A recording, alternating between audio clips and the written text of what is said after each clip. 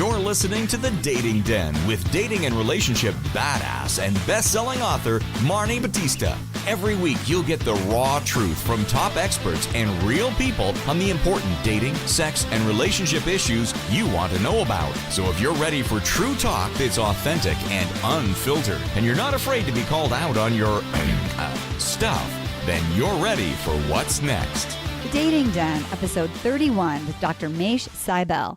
How to feel really hot when all you can think about is hot flashes.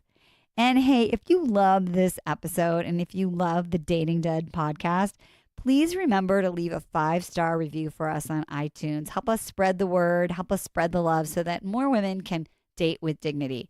And if you haven't read my book yet, How to Find a Quality Guy Without Going on 200 Dates, you can download it now for free at datingwithdignity.com. So let's get started and listen to my friend, Dr. Mache.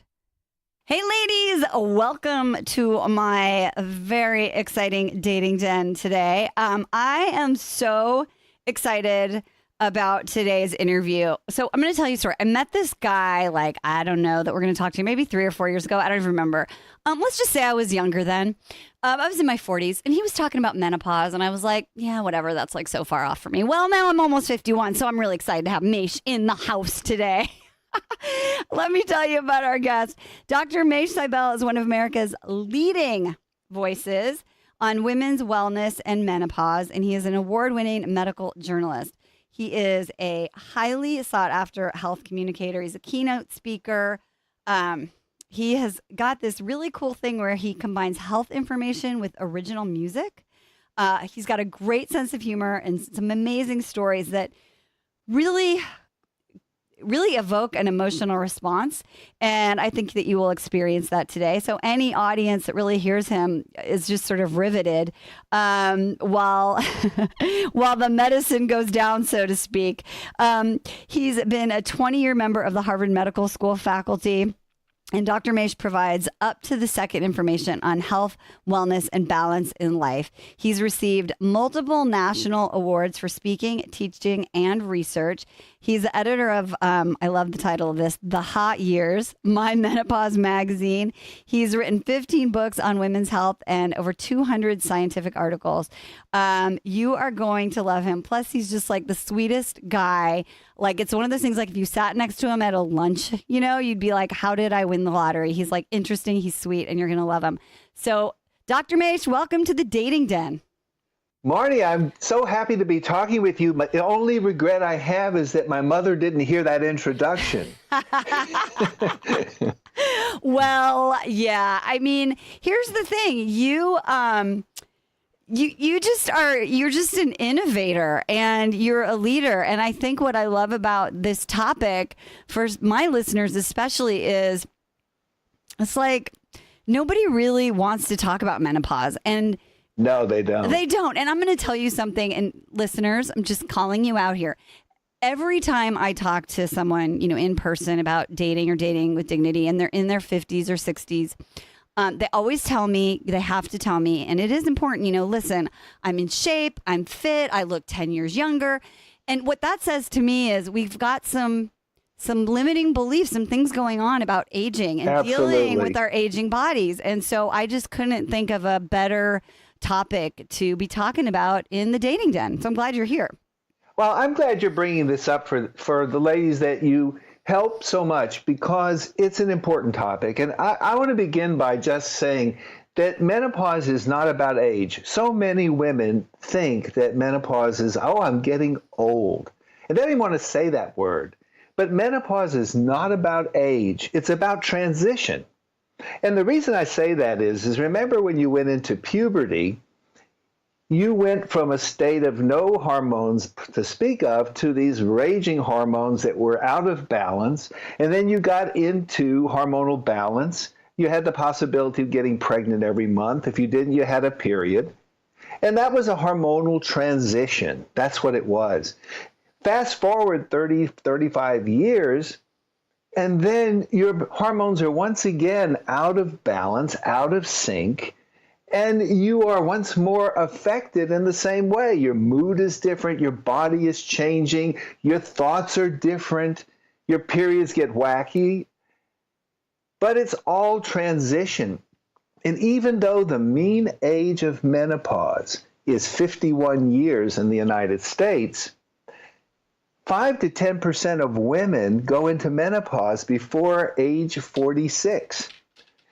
And the symptoms start up to 10 years earlier. So I see many, many women who are heading into menopause and perimenopause and so forth.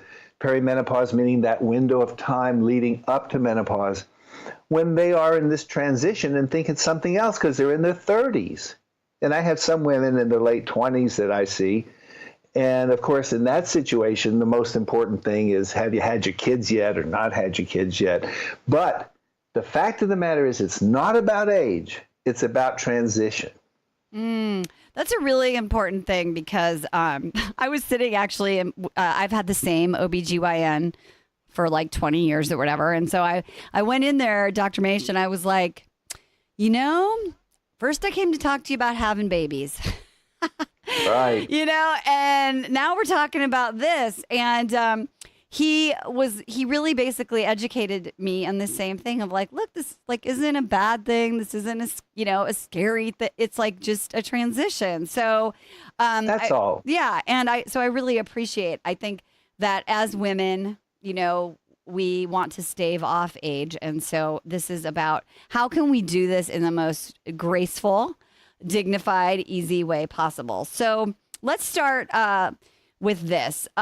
What's your main thing that you're really teaching women about physical and the emotional self-care? What can we do as our hormones are changing in this transition?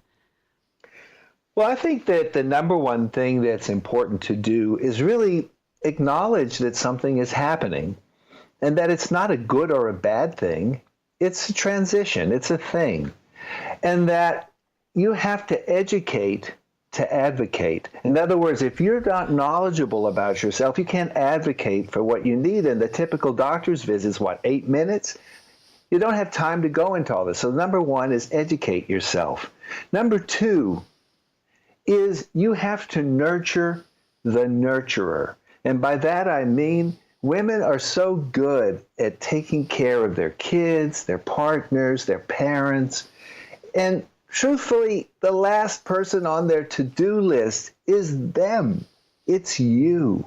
And what you have to do is make time for you. Because let's just say you're typical and you do want to nurture your people that you love and care for. If you're not optimized, you can't do the best job for them. So do it for them.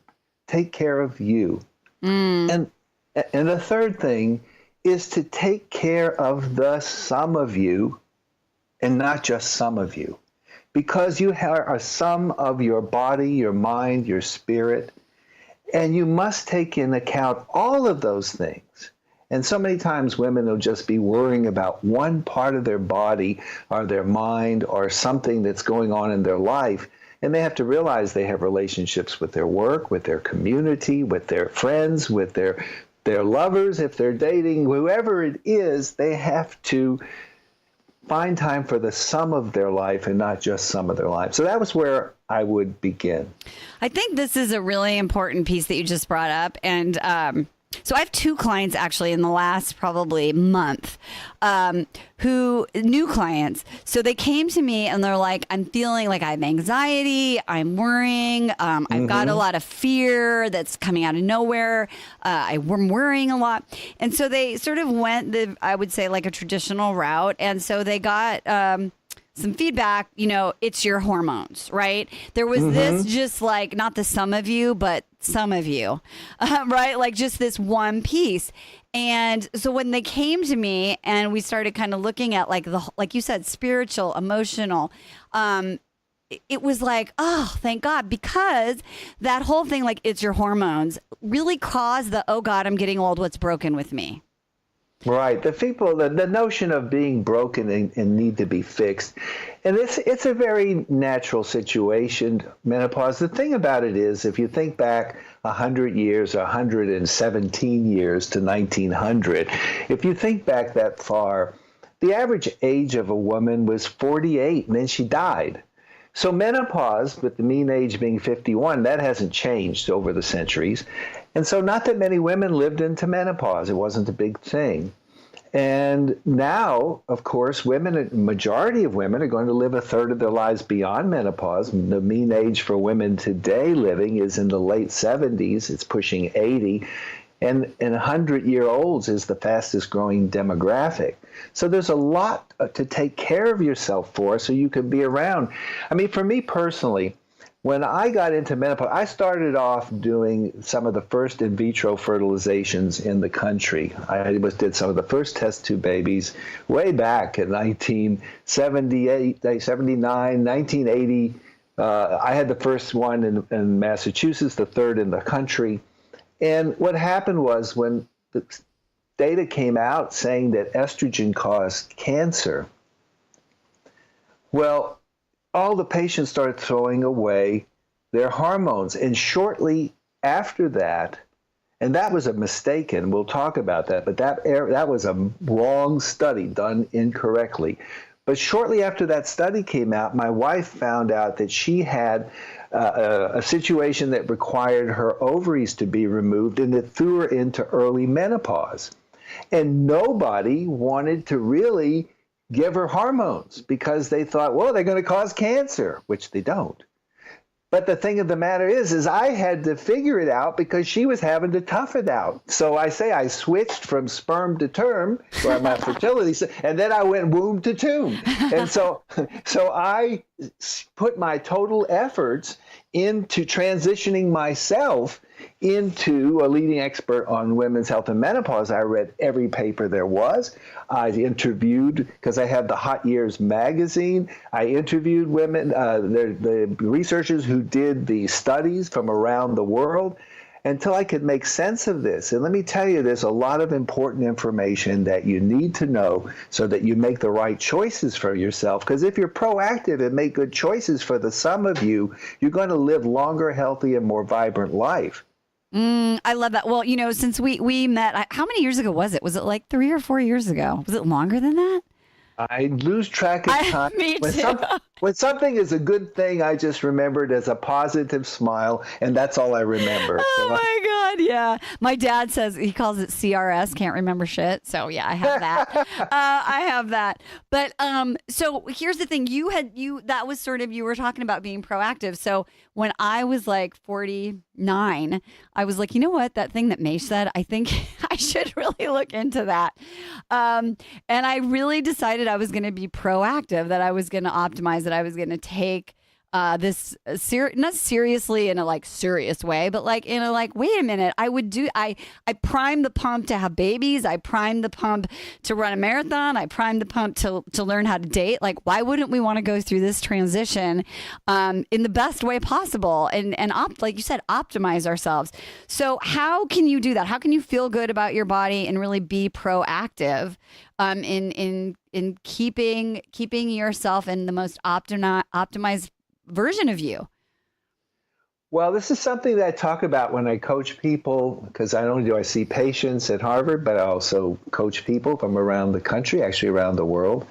And when I do, this is a basic thing that we talk about, because I divide everything up into 5 parts. I think there are 5 steps that are essential for you to really take care of yourself. The first is to realize there are physical changes that are going to happen.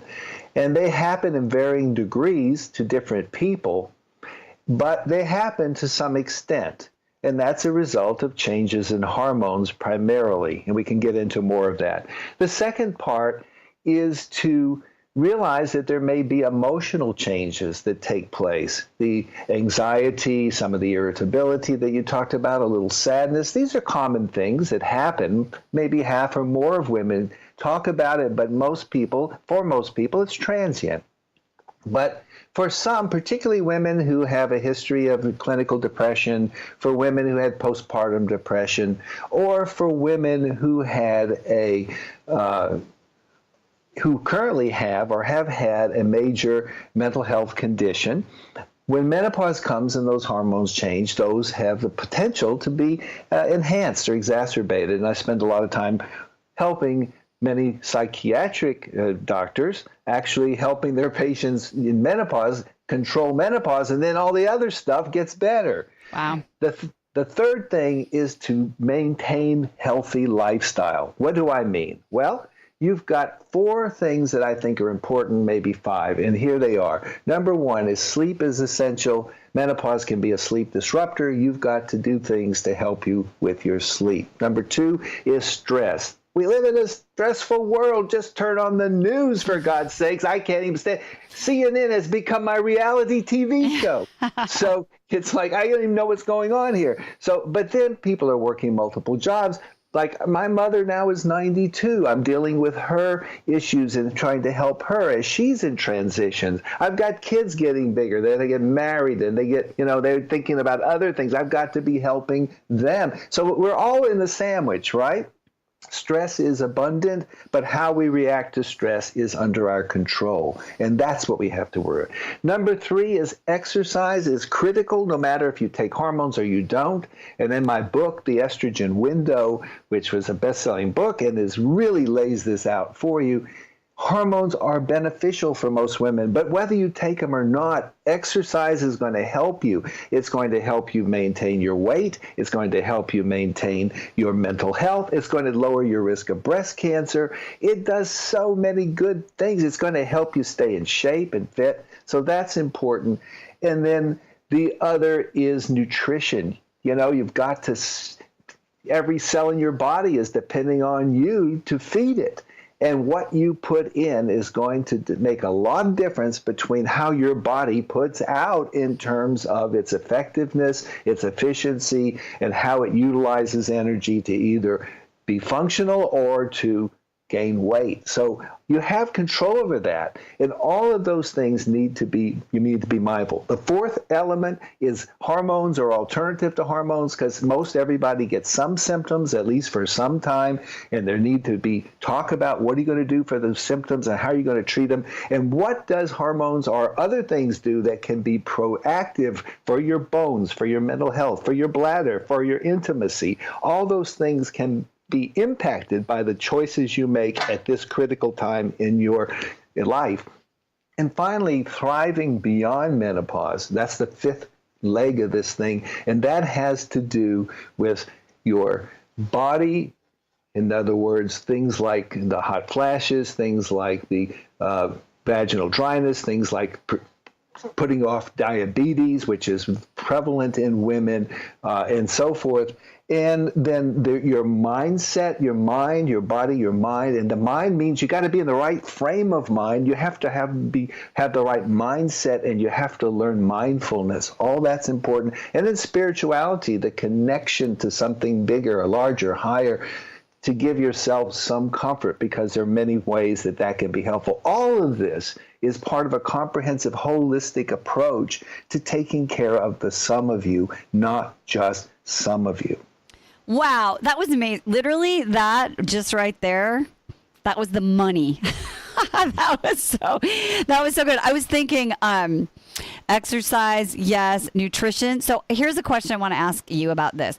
So when I was sort of going to decide to optimize myself, there's so much stuff, I'll just call it stuff, on the internet, in the media around nutrition, like cleanse, don't cleanse, juice, gluten, wheat. I mean, and I really thought to myself, I don't think that this is something that everything applies to everybody. And I want to check in with my body and what do I need? So I didn't really research that. I just sort of thought it. But is that, do you see that happening? Like people are like jumping on the next fad and they're not really optimizing their own particular nutrition and what's going to optimize them for health and bones and bladder and all those things that people don't even think about, because most of us are just thinking about weight. Well, look, as Mark Twain said, all generalizations are inaccurate, including this one. The thing that matters is to realize that a lot of what we eat really is crap, and it's not good for us. Now, is that the story for everything? Is that the cause of everything? I don't think so. But let me just tell you, for example, we eat a lot of processed foods. And by that, I mean everything that comes in a box, just about everything that comes in a can. Most of that stuff is processed packages of foods.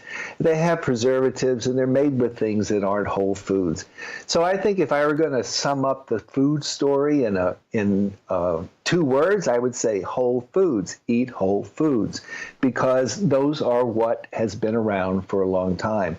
Are there a lot of people who have sensitivities to gluten? Absolutely. Are there a lot of people who have other types of sensitivities that cause inflammation? These are more prevalent than people understand. I think they contribute. Here's what's interesting. These things not only cause the inflammation in the intestinal tract that causes some of the weight gain and other of the aches and pains and fibromyalgias and things, but even in the metabolism of estrogen. It's been shown that women who have healthy diets and who eat well and have good GI bacteria, because remember, there's 3 pounds of bacteria. You know how big a bacteria is, right? It's like nothing. Well, there's 3 pounds of nothing in your intestinal tract that's digesting and working with you the foods you eat. And if those are the right combos, you actually going to metabolize your estrogen better and be at lower risk for any potential risk of estrogen. And if you have the wrong kinds, the reverse is true. There's so much to understand about the symbiosis of our body. You ask a very complicated question I don't think I have time to go into here. But this is some of the stuff we talked about with coaching or other things. But it's a lot to talk about, and it's important. People also have toxicities they come in contact. A lot of the lipstick and the things that women do to be beautiful are putting phthalates and different kinds of toxic things on their skins. It gets permeated with it and penetrated into the bloodstream. So there's a lot of toxicity out there that people have. And so, yes, some people will benefit from cleansings. Most people, though, will benefit from, if you can eat organic or afford organic, I recommend that. I've switched over now. Boy, I'm telling you, I think it's very important because you get less pesticides. You get some pesticides, even in organic, it's just so prevalent, but you get a whole lot less. And just whole foods, and that will help you. And be mindful that if you've got a bunch of inflammatory type things, you're gaining weight, it could be due to toxicities. If you have fibromyalgias and other things, it could be. So it has to be considered as one corner piece of a puzzle. Yeah, this is okay. Y'all need to get in touch. I mean, in the show notes, you can get in touch with Dr. Mache, but y'all need to do that. When I did this, I found out that I had metals in me, and it was because my hair dyed. Like I call it, right? We're getting older. I don't know about anybody who's listening. 3 weeks, baby, I got the gray. So we talked about what am I going to do to change that, and how am I going to get them out? But it was we kind of figured out it was coming from coloring my hair. I didn't even know that this was in. Hair dye is very common. It's very dangerous for pregnant women, especially if you have black or dark hair, but there are dyes that are options that are maybe have to be done more often, but have less toxins. It's not an all or none thing. No. People are becoming aware, and the manufacturers are, and they're offering it. So it's good. And people eat fish. They want to be healthy. I was at a fundraiser, and there were some people there, and they were, serving sushi, and everybody's eating sushi, and this young woman, very attractive young woman, she's talking about how she eats sushi 3 times a week, and she loves the fish and everything. So they were doing mercury testing, and they just took a little snip of her hair. She was almost toxic with mercury from eating sushi. So you have to limit, too much of a good thing, and eat fishes that have less mercury in it. She was eating it 5 times a week. Once a week, good. 5 times a week, not good. Not so good. Okay, I love this. This is a holistic approach. I love it. Okay, so let's talk about this. By the way, I'm already telling you, you're coming back to the dating den because this is a great topic. Wonderful. I'm we could talk for days. Okay, so here's the thing. Most of the ladies who are listening here, or they're single, or they're maybe they're in a relationship. But, when we feel vulnerable, right? These changes are happening to our body. Do you have any strategies for how we can stay?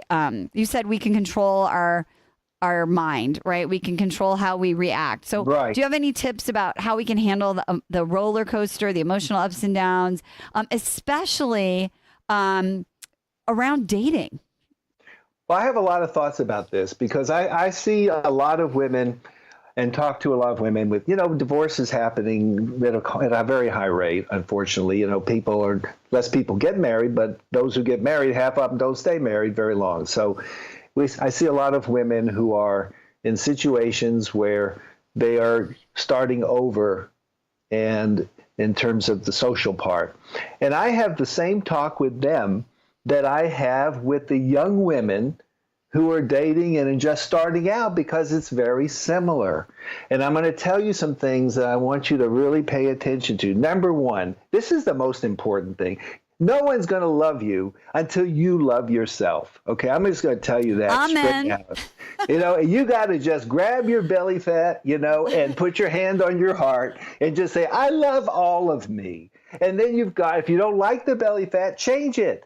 It's not glued in there. Change it. You can change it. But you have to make that decision. You're worth taking care of the most you possibly can. And you are worth it. So do it.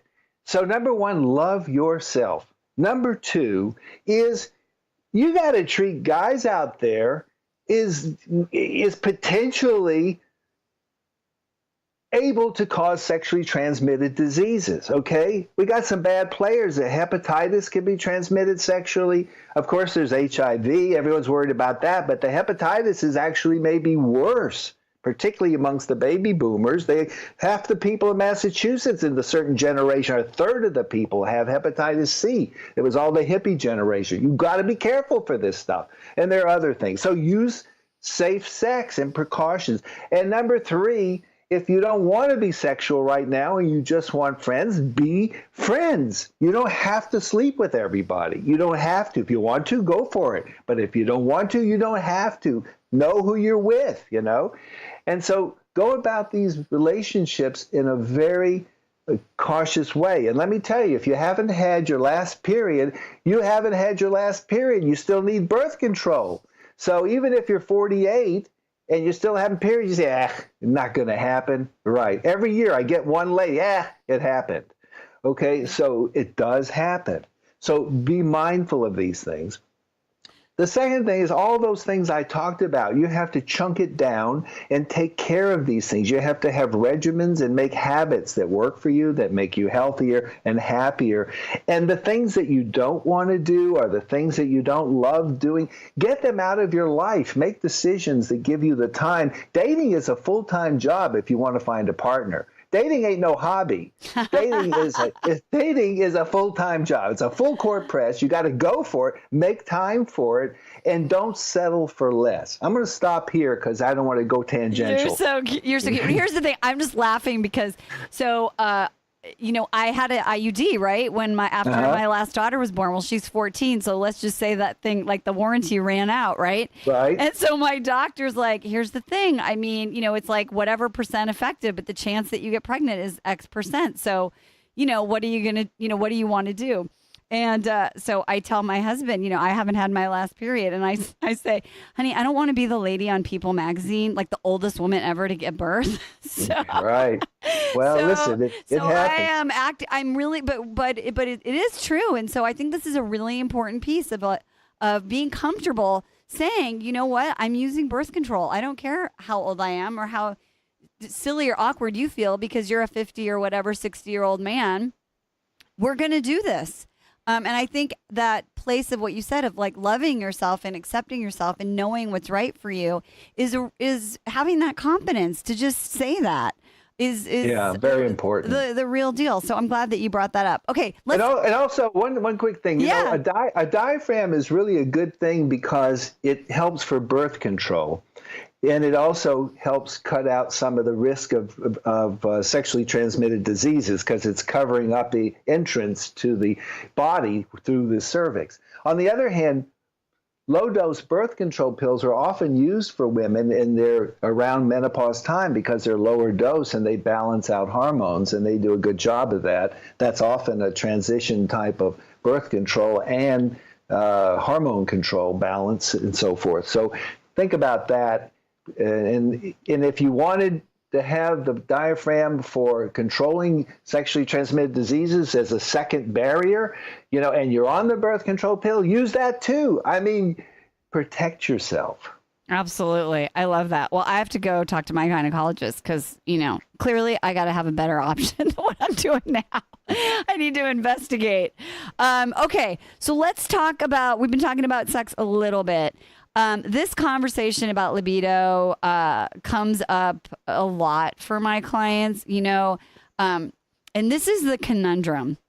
So, like, for a lot of women, if you're like, oh, I gave up, or I'm kind of in the mood, or it's too much work, it's almost like there's a part of us that shuts down emotionally from trying to get back Right. on the horse. And then your body sort of says, okay, that's fine. So, what do you notice when you look at women in this game of transition? What's going on with our libido and our sex drive and vaginal dryness? Let's undo any myths and give some facts. Well, sex is a very complicated topic. If nobody told you that, let me be the 1,000,000th person to tell you that sex is complicated. It's such a common question. I'm actually creating a mini course on sex and desire right now that's going to be available shortly, but one that I think will be helpful, because let me tell you the biggest issue about sex is that, number one, a lot of sex issues have to do with a couple of things. People go, if they live together for a long time and they've been with each other a long time, there's always the risk that people get bored with each other. So if you're with somebody, you have to do things to keep it fresh. Number two is that if you're with somebody new, you don't know if you want to be with them or you don't. We just had that conversation. You may want to be sexually active. Hey, who was it? Mae West says is that sex is like bridge. If you don't have a good partner, you better hope you have a good hand. So it's okay to love yourself. I told you that already. So that's a good thing too if you need the release. But self-esteem plays a lot of a role in sex. And if you don't love yourself, you think you're too fat. You think your skin isn't pretty anymore. You think that you're just not lovable. Whatever it is, I can tell you you're wrong on all of those things. You can fix all of that. And the most important, when I come back to it, love thyself. Because if you do, you'll be amazed how many people think suddenly you're fabulous. So you need to just start there. But here's what happens biologically. The big thing that happens is with sex, is particularly for women, is that with menopause and the estrogen lowering, the vagina is very sensitive to hormones. And so with the absence of hormones, the lining of the vagina is very elastic. It's called corrugated. You know how there's corrugated cardboard or jeans, or corduroys and so forth. They go up and down, in and out, like the sleeve of your jacket. You put your fist through the jacket and it stretches to let your hand in, and then it comes back down and shrinks down to your wrist. Well, the vagina is the same way. Think about it. The man that gets the woman pregnant has a penis, ain't as big as a baby, right? And that baby comes out of there, and yet it's snug and feels good for both purposes. And the reason is that elastic tissue allows it to stretch amazingly and then to come back to its size. Okay, so what happens is in menopause, you lose the estrogen, and then you lose the elasticity. And then instead of those walls being stretchy and folded, they get shiny and smooth with no folds, and now they're rigider. They're more inelastic. They're shorter, narrower, and less elastic. So with entry, and it doesn't matter if it's a sex toy or it's a guy, it's more uncomfortable because it's meeting resistance instead of stretch. Okay. And the thing is in my book, The Estrogen Window, I explain there's a window of estrogen being optimal for your skin, for your vagina, for your bladder, for your bones, for your breasts, etc., your brain. But in the vagina, that window never closes. You can always put estrogen on the vaginal tissues, and there are non-estrogen choices too. But to make the point, it always stays open. You can always regroup and regain that youthful vagina that way. And there's also some laser treatments now that are available where they laser it and cause new blood flow to come back in. But you don't need a laser. All you need is some tube estrogen, and use that. It will help a lot because right now we know that half of women have painful sex. And yet, here's the problem. The women are so embarrassed to talk about it, they don't tell their doctor, or the women think their doctor will be embarrassed and they don't want to tell him, or they think there's no treatments, so the women don't tell the doctor anything, so they get no treatment. Here's the other side of the coin. The doctor says, I ain't got time for this. I can't do that. This takes too long. I got 8 minutes. How am I going to do everything? So the doctor doesn't ask the patient. And the doctor may not be well trained, that particular doctor, or skilled or knowledgeable in this. Or maybe they think I cure diseases. I don't just deal with social issues, personal growth and development. That ain't my field. So whatever their problems are, the doctors don't ask and the patients don't tell. And only a fraction of the women with these problems ever get treated because they don't talk about it. You must educate to advocate. I started with that in the beginning. If you don't go in there ready for some action to get something to happen, and write your questions down so you don't forget them.